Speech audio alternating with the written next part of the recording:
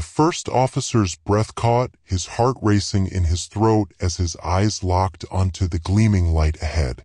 "We might make it after all," he whispered, his voice trembling with a faint, desperate hope as though saying the words aloud could make it so. But beneath his words was the unspoken fear, the knowledge that they were still at the mercy of gravity, the wind, and fate itself. But they hadn't reached there yet. The trees rose like shattered black shapes, their gnarled branches reaching out greedily toward the plane as if to pull it down into nothingness. He had seconds. His grasp of the yoke was vice-like, his knuckles white under the faint glow of the flickering gauges. The plane bucked in an irregular motion that was wild, turbulence and gravity resisting every movement. His heart throbbed in his head, but his mind was fixed in steel-sharp concentration. The first officer took a deep breath. Hold it just a little longer. The branches on top of the trees were closing in. The runway lights continued to flicker ahead, teasingly near, yet impossibly distant. They were on the brink of salvation or doom. One last risk. One last wild maneuver. With a violent tug on the controls, he went for the gap. The tops of the trees scraped the underside of the plane, ripping at the undercarriage. The sound of metal on wood screamed through the cabin. And then a deafening, bone-crushing bang, a merciless cacophony of screaming metal and bursting steel as if the heavens themselves had fallen. The force of impact vibrated through the fuselage, seats ripped from their mounts, bodies tossed around like dolls. Flames licked along the broken edges of the aircraft, illuminating the darkness in an otherworldly, flickering glow. A choking cloud of smoke rolled through the wreckage, its acrid grip tightening around every strangling breath of air. The ground trembled with aftershocks, debris still creaking and groaning in the burning wreckage. The first officer's breath caught, his fists still gripped on the dead yoke as if sheer willpower could urge power back into the engines. His eyes bulged wide, darting to the altimeter, its numbers free-falling with heart-stopping speed. The first officer's knuckles turned white on the throttle. "We're dead stick. No thrust." The captain's mind reeled. "We can glide this in." His voice, which he tried to keep steady, trembled. He was not sure. It seemed to take forever for the ram air turbine to deploy, its little turbine opening up into the howling wind like a desperate, last-gasp prayer to the emptiness. Inside the cabin, the flight attendants strode down the aisles with stiff formality, their faces drawn but determined. Their voices, strained as they were, carried the authority of rehearsed command. "Brace for impact, please," one of them screamed, her voice hardly cutting through the noise. A few passengers complied at once, throwing themselves forward, arms clasped around their heads. Others were paralyzed, their brains locked in denial, unable to comprehend the unimaginable. One man struggled with his seatbelt, shaking so hard he couldn't locate the buckle. A woman clutched the armrest so hard her fingernails cracked on the plastic. The emergency lights strobed feebly, casting eerie shadows that twitched on faces contorted in terror. People shrieked, a loud, grating cacophony of terror. Some embraced their loved ones, others slapped hands over their faces, screams muffled by the deafening quiet of the plummeting plane. A flight attendant holding on to the back of a seat for balance mouthed frantic reassurances no one heard. The aircraft vibrated heavily, the fuselage complaining in protest to the strain of its powerless plummeting. Unsecured items flew around the cabin, bouncing off chairs and people. Each passing second seemed impossibly long, as if the fabric of time itself had rent asunder under the threat of disaster. The captain gritted his teeth, his hands trembling over the controls. The glide of the plane was erratic, its path a hardly controlled plunge into the emptiness. The cockpit echoed with alarms, relentless, screaming their warnings in a cruel mockery of hope. Smoke from the failing systems wreathed through the dim light, the acrid scent of burning circuits searing his lungs. And then, out of the spinning darkness, out of the turmoil, he saw it. A faint, glimmering glow in the distance cutting through the blackness like a sliver of salvation. New York City runway lights. A fragile lifeline quivering in the fog, teasingly distant. But could they reach it?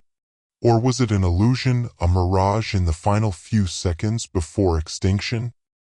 And then another violent and convulsive shudder that ripped through the aircraft as if it had been seized in a death grip by an invisible hand.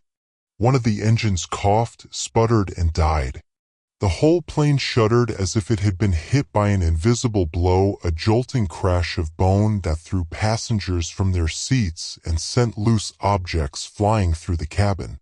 The sickening lurch sent drinks crashing, trays falling to the floor, and overhead lockers bursting open, their contents spilling into the aisle. Gasps turned to screams as the cabin tilted, the aircraft going into an unnatural descent. The aircraft had already started to descend to New York, but now it was plummeting, no longer descending in a controlled manner, but spiraling out of control. The cabin lights flickered madly, casting crazed shadows on faces paralyzed with terror. The aircraft lurched violently, its damaged fuselage objecting to the stress. Oxygen masks dropped from the ceiling like ghostly apparitions, dangling inertly amidst the chaos. The cabin erupted into pandemonium, screams of abject terror, cries for assistance, the raspy howls of those who recognized the inevitable. The night sky outside, once an endless expanse of stars and silence, now pressed in like the walls of a closing tomb. The vastness had turned suffocating, a cosmic void ready to consume them. Below, the earth was no longer a distant haze but a giant, looming thing, reaching out to snatch them with an appetite that threatened to consume them. City lights unfurled like streaks of flame, oblivious to the souls above speeding towards their fate. The altimeter ticked down at a remorseless pace. The aircraft was still too far from New York City, its decreasing altitude a grim countdown without reprieve. There were no longer any alternative airports, no deviations, just the relentless descent and the understanding that hope was running through their fingers like sand in a gale. The cockpit was a maelstrom of confusion, alarms screaming, warning lights flashing like a dying pulse. The aircraft strained against gravity, shuddering so violently the control panels creaked.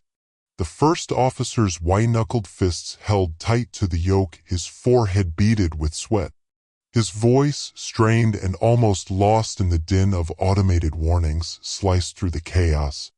The second engine coughed, sputtered, and, with a final agonizing splutter, died in silence.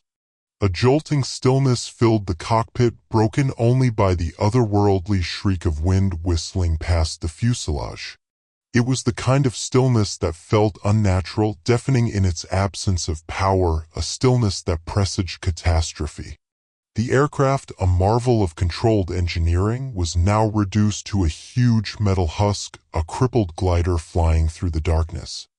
The control panels blacked out, their frantic warnings muted as if even the plane itself had given up.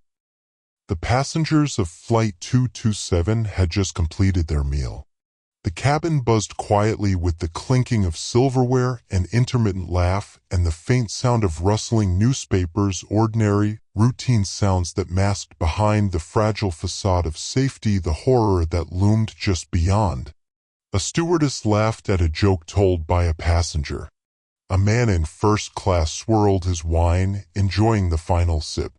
Suddenly, the intercom crackled to life, its static sibilant as a snake wrapping its way around the unwitting passengers. Then the voice, calm, deliberate, but with an unnatural solemnity, as if the captain was reading his own obituary. "Ladies and gentlemen, this is your captain speaking." A moment of silence, just enough time for apprehension to germinate. "I need to inform you of an issue." The words hung in the air like an executioner's blade, poised to drop. The atmosphere changed instantly, as though an unseen presence had blown a chilly breath over the cabin, permeating every crack and crevice, wrapping around each traveler like invisible fingers clenching into a fist. Talk stalled, laughter died, to be succeeded by tense silence, as though the whole aircraft had sucked in its communal breath. The pilot went on, his voice strained with shame, but shaking under the burden of the nightmare he had created. In my hurry to leave Charles de Gaulle Airport, I failed to adequately monitor our fuel levels. A long, ragged pause ripped through the intercom as though he was fighting to get out the words. I am ashamed to say this. I know I have let you all down. A hollow, uncomfortable silence fell over the cabin, choking the air like an invisible hand squeezing against each chest. The pilot paused to catch his breath before continuing, his voice cracking under the strain.